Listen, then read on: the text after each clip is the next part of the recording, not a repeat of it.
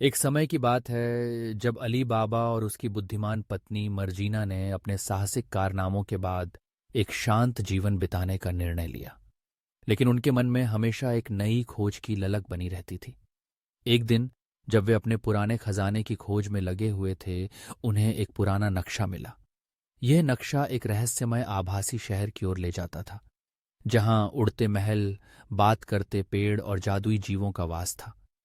अली बाबा और मर्जीना ने तय किया कि वे इस अद्भुत शहर की खोज में निकलेंगे।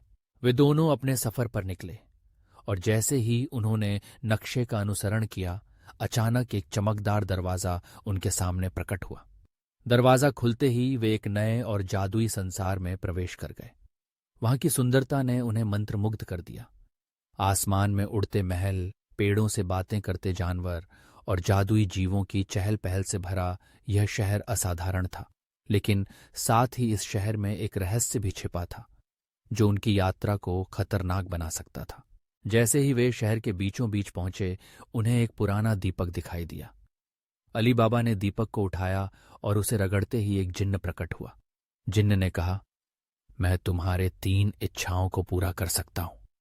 अली बाबा और मर्जीना ने खुशी से एक दूसरे की ओर देखा।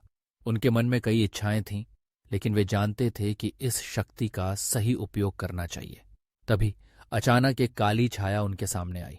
यह जाफर था, एक शक्तिशाली जादूगर जो दीपक को अपने अधीन करना चाहता था।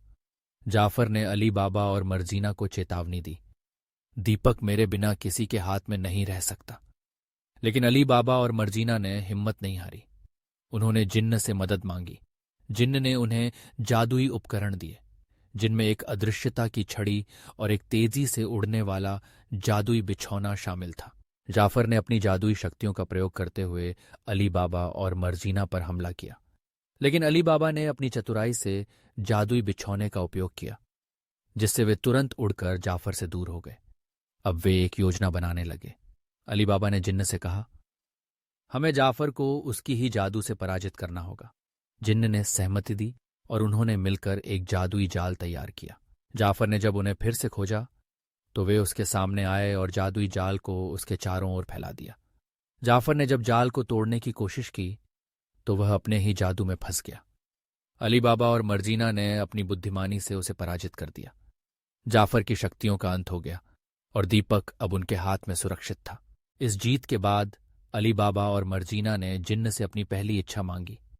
उन्होंने एक ऐसे महल की इच्छा की जो उनके नए जीवन का प्रतीक बने। जिन्न ने उनकी इच्छा पूरी की और एक सुंदर महल उनके सामने प्रकट हुआ। दूसरी इच्छा में उन्होंने अपने गांव में खुशहाली लाने की प्रार्थना की। जिन्न ने फिर से उनकी इच्छा को पूरा किया और गांव में समृद्धि लौट आई। जब उन्होंने तीसरी इच्छा मांगी, तो अली बाबा ने सोचा कि उन्हें एक ऐसा उपकरण चाहिए जो उन्हें जादुई दुनिया और वास्तविकता के बीच संतुलन बनाए रखने में मदद करे। जिन्न ने उन्हें एक जादुई किला दिया जो उन्हें हमेशा सुरक्षित रखेगा। लेकिन जब वे वापस लौटने लगे, तो उन्होंने सुना कि जाफर का एक शिष्य सिम्बाद बदला लेने की योजना बना रहा है। सिम्बाद ने अपने गुरु की शक्तियों को अपने में समाहित कर लिया था और अब वह अली बाबा और मर्जीना को खत्म करने की ठान चुका था। अली बाबा और मर्जीना ने अपने नए महल में रहकर सिम्बाद के बारे में जानकारी इकट्ठा करनी शुरू की। वे जान गए कि सिम्बाद समुद्र के पार एक खोए हुए बंदरगाह की ओर जा रहा है, जहां जादुई वस्तुओं का भंडार है। अली बाबा और मर्जीना ने तय किया कि वे सिम्बाद का सामना करने के लिए समुद्री यात्रा पर निकलेंगे। समुद्र की यात्रा में उन्हें कई चुनौतियों का सामना करना पड़ा। तूफानी लहरों ने उनकी नाव को हिलाया, लेकिन अली बाबा ने जिन्न की मदद से अपनी नाव को सुरक्षित रखा।